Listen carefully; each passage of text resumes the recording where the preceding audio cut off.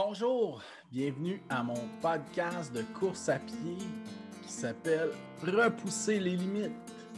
On va parler de course à pied, plus particulièrement en sentier. Après 7 ans de course, cette année, j'ai décidé de me lancer dans la plus longue aventure que j'ai jamais faite encore de course en sentier, qui est 100 miles, la distance mythique 160 km. Je vais recevoir des invités. Ça va être un podcast hebdomadaire qui va être disponible en audio et vidéo. Donc, merci d'être là et bonne écoute!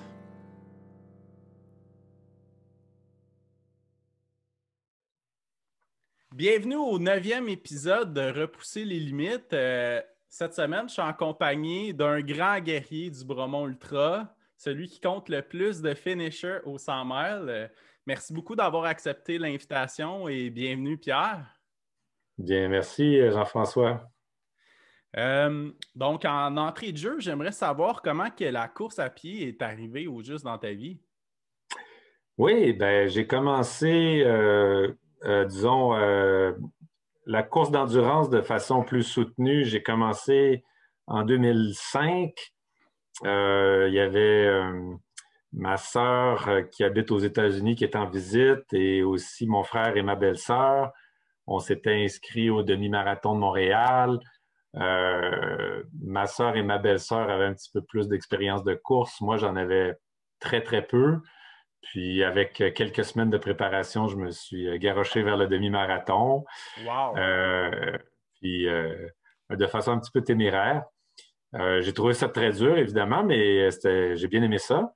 L'année suivante, j'ai essayé un marathon avec mon frère et ma sœur pendant qu'on était en vacances et en visite aux États-Unis chez mon frère à San Francisco. Alors, le marathon de San Francisco de 2006. Alors, on a été 4 à le faire ensemble en famille. Puis Wow, c'est pendant good! une grosse partie de la course, je l'ai faite avec mon frère et ma sœur, donc les premiers 30 kilomètres. C'était un moment de fraternité vraiment spécial. On se poussait, puis on travaillait ensemble, donc ça a été bien, bien amusant. Puis après, ben, c'est finalement ma sœur qui a le mieux résisté au mur, puis qui a fini la première. Moi, j'ai fini quelques minutes après, puis mon frère quelques minutes après aussi. Après ça, ben, j'ai enfilé d'autres demi-marathons pendant quelques années. J'ai attendu 2009 pour reprendre un deuxième marathon à Québec. Puis là, on dirait que l'expérience avait rentré dans le corps. L'endurance s'était bâtie. Alors, je l'ai vraiment remarqué dans le marathon de Québec en 2009 parce que là, j'ai beaucoup abaissé mon temps. Je suis passé de mon premier marathon 3h43 à mon deuxième 3h16.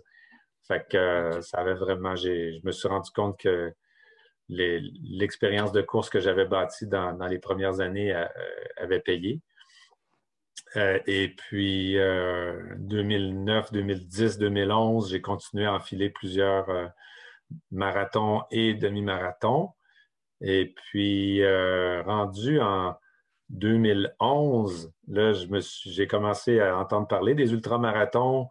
J'ai trouvé ça assez intriguant. Je me suis intéressé, puis j'ai vu qu'il y avait le Mont-Royal Summit Quest qui s'organisait en mois de juin 2011, au départ Mont-Royal, s'en allait vers l'ouest, puis revenait. Donc, il y avait le 50 km et le 100 km. Moi, je me suis engagé tête baissée dans le 100 km d'un coup. Là. Je passais directement du 42 au 100. Wow! Alors, c'était un petit peu une expérience folle, mais finalement, ça s'est relativement bien passé, je dirais. Ça a été une belle expérience. En partant de nuit aussi, j'ai beaucoup aimé l'idée de courir de nuit. J'ai trouvé ça bien le fun. Mais évidemment, c'était sur asphalte, c'était dur. Et puis, je l'ai terminé en 10h51, main dans la main avec un autre coureur qui est devenu un ami. Et puis, ça m'a vraiment... J'ai eu évidemment très mal aux jambes, aux périoste, aux chevilles tout de suite après. Ça a enflé un peu, mais ça a bien guéri. Puis, j'ai eu aucune séquelle, donc je sentais que j'étais prêt à essayer encore d'autres choses. Puis là, j'avais entendu parler des 100 000, évidemment. Donc, le Vermont est arrivé naturellement comme première possibilité. Et puis, c'est là où j'ai je me suis inscrit en décembre 2011 là, pour le Vermont de 2012. OK. Puis j'y ai rencontré toute une belle communauté, dont les coureurs québécois avec Pat Godin qui était là, qui faisait son deuxième Vermont. Mon ami Louis Arcan aussi, qui était dans il y avait déjà quelques 100 000 derrière la cravate. Et puis d'autres amis, Patrick Hood. Et puis, en tout cas, on s'est bien amusé. Et puis, j'ai découvert le 100 000, la distance du 100 000. Puis, j'ai trouvé ça encore plus dur que le 100 km, évidemment. Mais j'ai aussi eu une très, très belle expérience. Puis, il faisait chaud, mais j'ai quand même bien géré la chaleur, bien géré mes affaires. J'avais l'aide de mon épouse, de ma sœur qui était en visite encore, et puis d'un ami.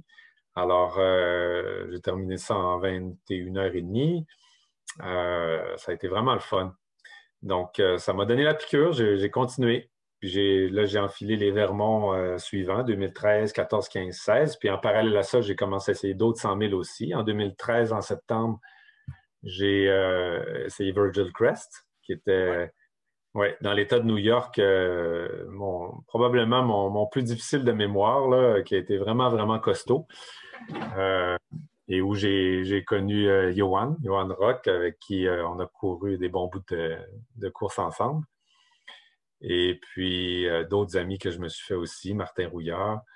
Alors, Puis c'est un 100 mètres que tu avais bien performé. Oui, j'avais quand même, écoute, une de mes forces dans les 100 000, c'est que j'ai des départs toujours un peu trop rapides.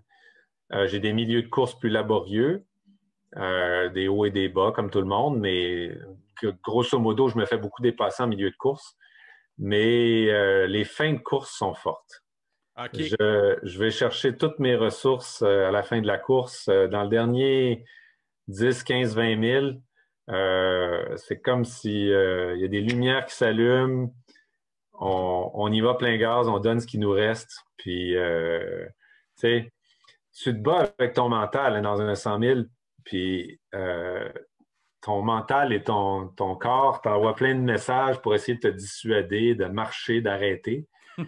Et il faut que tu aies une provision de pensée positive puis de motivation pour les contrer puis pour dire que tu continues.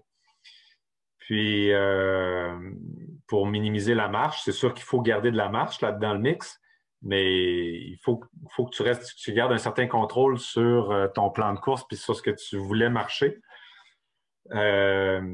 Ceci dit, je veux pas, chacun a sa recette. Hein, je veux pas dire qu'il y a une recette meilleure que l'autre. C'est vraiment très personnel puis ça fait partie de la découverte. Mais comme je disais, la fin de course, c'est une force pour moi parce que on dirait que dans le jeu qui se joue entre le mental et le physique, c'est comme si mon corps il a envoyé plein de messages pour dire t'abuses de moi, là, arrête. Puis t'as assez abusé, ben tu veux m'amener à bout, ben vas-y, prends toutes les cartouches qui restent, là, puis envoie, on fonce, tu sais. Fait que c'est comme ça que ça se passe. Je donne tout ce qui reste à la fin de la course, puis ça me réussit bien. Fait que c'est ça, j'ai graduellement amélioré, mais je me suis graduellement amélioré au fil de tous ces 100 000-là. Virgil Crest, les Vermonts qui se sont enchaînés. Massanutten aussi. Massanutten à partir de 2015 en Virginie. Donc, j'ai bien complété. 2015, main dans la main avec mon ami Fred Giguère. 2016-2017, je me suis bien amélioré.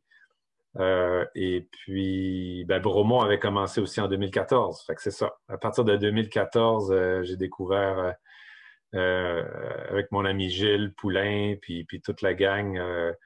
Je connaissais déjà Gilles avant la course et puis nos liens se sont évidemment encore renforcés avec le Bromont Ultra.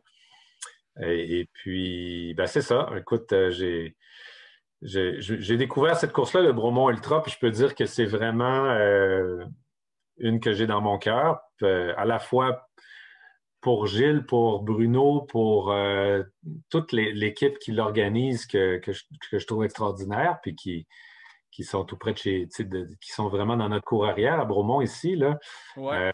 Et puis, ils font vraiment des miracles comme course avec ce qu'ils ont. Alors, c'est des organisateurs de première classe.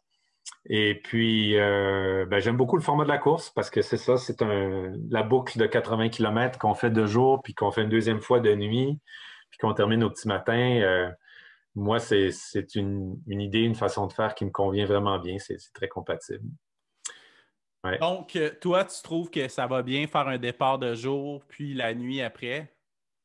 Oui, je trouve que ça va bien. Il y a une bonne gestion, tu sais, puis je trouve que c'est sûr tu sais, comme j'en parle avec certains coureurs, comme avec mon ami Pat, puis pour certaines personnes, il peut y avoir plus c'est moins évident. Tu sais, il y a des gens qui préfèrent faire une seule grande boucle ou un point A, un point B. Ouais, Mais ouais, ouais, ouais. l'idée de faire un parcours puis d'être obligé de le refaire une deuxième fois, ça Ça peut joue sur jouer le dans mental, la hein? tête de certaines personnes. Mais à partir du moment où tu l'acceptes puis tu dis, ouais, ça va être le fun, tu sais, ça va être le fun de repasser dans le même parcours. Puis vraiment, refaire le même parcours de nuit, c'est assez différent que de le faire de jour. C'est vraiment. Puis c'est drôle à quel point il y a certaines distances qui ont bien passé, il y a certains segments qui peuvent se passer relativement bien de jour. Quand tu arrives de nuit, ils peuvent te sembler interminables. OK. Mais c'est comme la déformation. Évidemment, tu te déplaces moins vite la nuit aussi, Ouais, ouais. mais il y a la sensation du temps qui passe qui n'est pas la même la nuit. Fait que, Ah, c'est clair. Puis tu as la fatigue cumulée aussi qui se rajoute au tout. ouais, ouais, ouais. Alors, la fatigue, il faut la gérer, évidemment. Mais normalement, tu sais, avec l'adrénaline, tu es en course, puis tu as l'option de te faire accompagner pour les derniers 40 kilomètres, ce qui est intéressant. Je ne Ouais, sais pas ouais, si ça ouais. fait partie de ton plan à toi, Jean-François? Oui, oui, oui, ça fait partie de mon plan, là. J'ai 2, 3 PSA sur la glace pour le moment, là.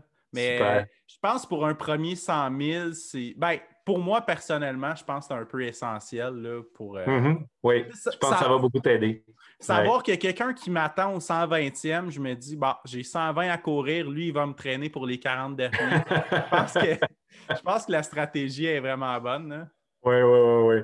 Non, c'est sûr que ça aide énormément. Quand tu dis qu'il va te traîner, je trouve ça un petit peu drôle parce que il faut quand même que tu te traînes toi-même. Ouais, ouais, c'est clair. Non, non, mais.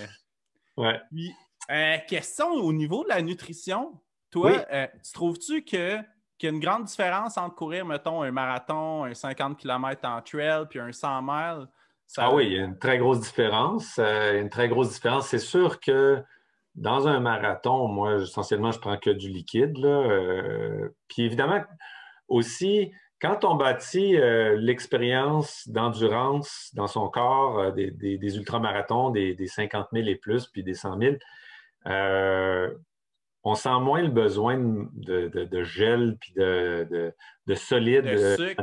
dans des distances de 50 km et moins, là. Ouais, ouais, ouais. On peut gérer avec du liquide, moins de sucre aussi. Euh, c'est sûr que dans les 50 000 à 100 000 et plus, faut vraiment penser à son plan d'alimentation et d'hydratation, mais il faut bien se connaître aussi. Puis, je te dirais qu'il y a beaucoup de gens se font jouer des tours avec l'alimentation, tu sais, qui essayent de manger des choses en deuxième moitié de 100 000 à partir d'un moment où ton système digestif fonctionne plus aussi bien, là, tu sais. Ouais, ouais, ouais. À un moment donné, ton cœur pompe pour tes jambes, pour activer ton corps, pour ta tête, mais le système digestif, il passe en dernier, là. Fait que, il est plus aussi efficace qu'avant. Fait que, tu sais, c'est plus le temps de manger des choses qui sont difficiles à digérer ou qui sont longues à digérer. Moi, personnellement, ma recette, c'est de m'en tenir le plus possible aux fruits. Donc, OK. les bananes, les oranges, les melons, les morceaux de melon d'eau cantaloupe. OK.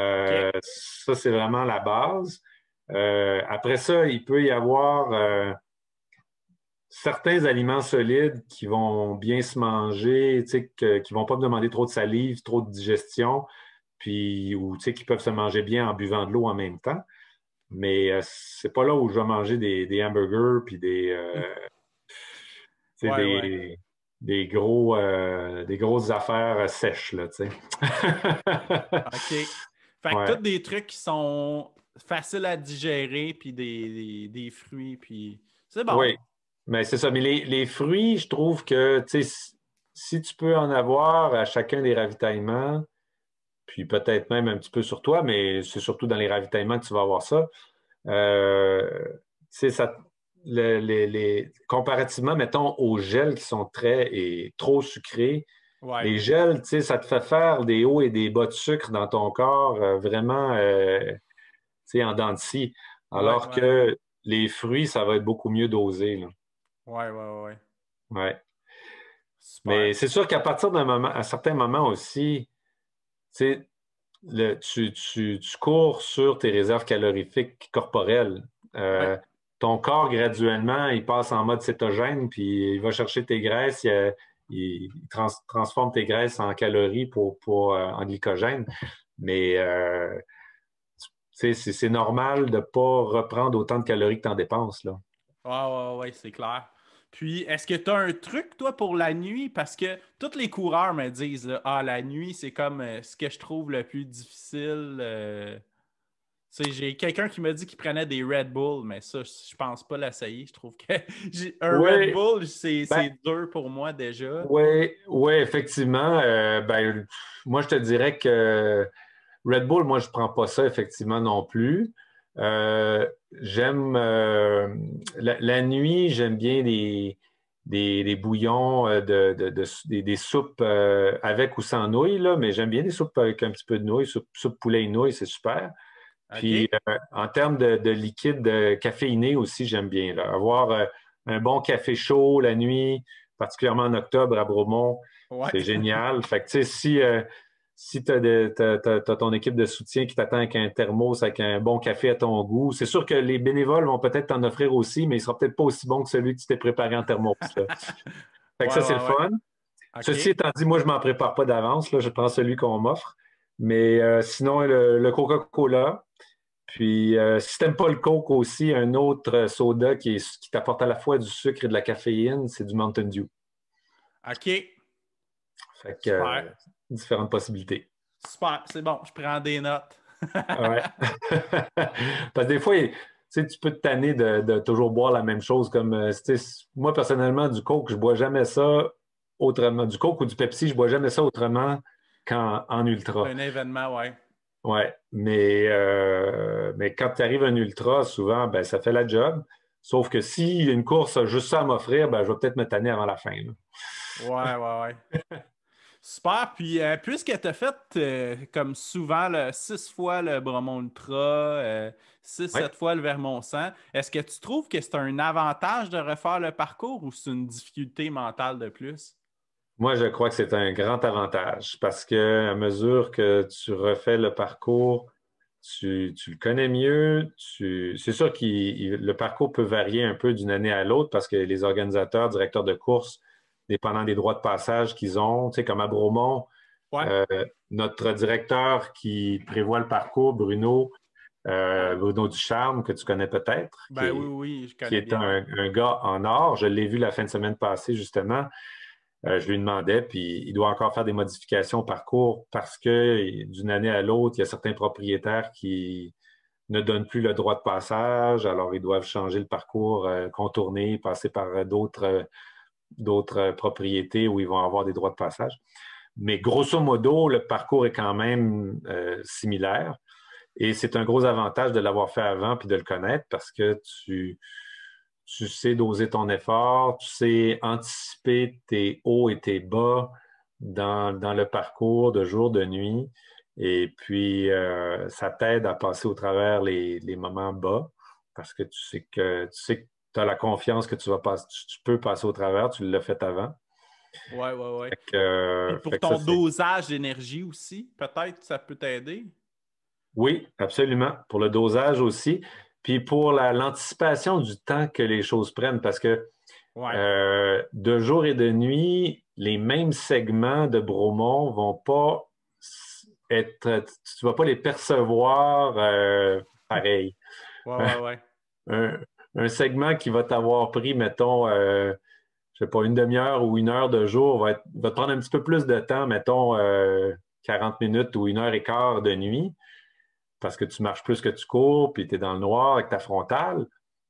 Mais dans la perception du temps, ça va te paraître comme une éternité. Là. Ça va te paraître comme quelque chose qui t'a pris 2 heures. Puis voyons, il me semble que c'était pas si long que ça quand je l'ai fait 2 jours. Puis, fait, faut que tu gardes ça en tête aussi pour la nuit. Là, que les choses paraissent plus longues, mais tu finis toujours par arriver. Fait que c'est juste de la patience. OK, super. Puis, je pense qu'on va terminer là-dessus. Le week-end dernier, c'était à la Backyard, Oui, qui est une course, en fait, d'endurance. C'est 6,7 km. exact. Donc, près de Rivière-du-Loup, Kakuna, en face de l'île verte, le Big Wolf Backyard Ultra, qui est tout à fait selon les règles de la course mère qui se passe au Tennessee. Et puis une boucle de 6,7 km qu'on refait à chaque heure, organisée par mon ami Yvan Lheureux et son équipe qui ont été extraordinaires. Ils ont organisé vraiment un événement pour une première année, une première édition que j'ai trouvé absolument formidable. Alors, chapeau bas à toute l'équipe. Et le parcours était magnifique. Un beau petit parcours d'aller-retour de bord de mer. On est sur le bord du fleuve, puis on a l'air marin, on a le vent marin. Ensuite, on rentre un petit peu dans les terres, 3,35 km. On fait le point de retour avec un tapis de contrôle, on revient. Et puis, on était 92 participants au départ. OK. Ouais. Et puis, c'est ça, ça s'est bien passé. Moi, dans mon cas, je suis arrivé là un peu avec l'idée de faire l'expérience, parce que étant donné que c'est un last man standing, c'est pas une distance définie comme un 100 000.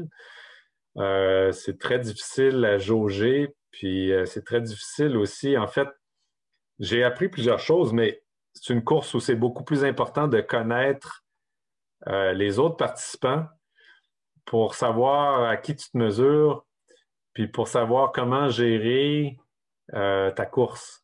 Parce que il y avait du calibre très élevé dans cette course-là, dont Éric Deshaies, Stéphanie Simpson, Hélène Dumais et plusieurs autres, là, j'en passe. Et puis, j'ai aussi connu des gens que je connaissais pas ou peu. Mais en course, je me suis rendu compte de la force, en particulier de Éric Deshaies. Et puis, disons que ça m'a un petit peu... c'est venu jouer dans ma tête, puis c'est venu jouer dans ma motivation au nombre de tours que je pourrais faire. Je me suis arrêté à 25 tours. Donc, j'ai dépassé le cap des 100 000. J'ai fait 177 km à peu près. Mais j'ai arrêté à 25 tours alors que j'avais encore des bonnes jambes puis que j'aurais pu continuer. Mais je savais parfaitement qu'Éric Deshaies, il était prêt à faire le double. Il était prêt à faire 50 tours et plus. Puis il était déterminé à la gagner, la course. OK. Fait que Mais est-ce que j'étais c'était ta pas... première expérience sur une course comme ça? À Éric, oui, mais il a fait Non, beaucoup. mais pour toi? Pour moi, oui. Pour moi, oui. C'était ma Ah, première super. expérience. Oui, OK. oui. Alors, donc, ben écoute, en faisant 25 tours, j'avais quand même la motivation de me rendre là pour me dire, ben, je veux au moins mettre en banque un autre 100 000. Mais c'est sûr que j'aurais pu pousser plus loin. Quand j'ai arrêté au bout de 25 tours, on était 17 au départ du 25e tour. Puis il y en a 7 qui l'ont complété. Sur les 17, il y en a 7 qui, comme moi, ont arrêté après 25. Il en restait 10 après. Puis OK. ça s'est égrené rapidement après moi. À partir du 26e tour, ça s'est égrené rapidement. Mais c'est sûr que quand on repense à ces courses-là, ah oui, j'aurais pu me rendre à 26, 28 et 30 tours. Mais en même temps, c'est c'est difficile de gérer la motivation. En même temps, une des choses intéressantes, puis je peux peut-être finir là-dessus, que je me suis rendu compte, c'est le repos dont on bénéficie à la fin de chaque tour. Ouais. Dépendant du temps qu'on prenait pour finir sa boucle, ça nous donnait le reste les minutes restantes de l'heure pour nous reposer sur notre chaise longue, manger, boire et surtout s'allonger. Même moi, j'enlevais mes chaussures. Et puis ça, c'était vraiment très bénéfique, là. C'était vraiment... je me suis rendu compte que ça aide beaucoup. Fait que je te dirais que ça peut même se transposer puis servir comme truc.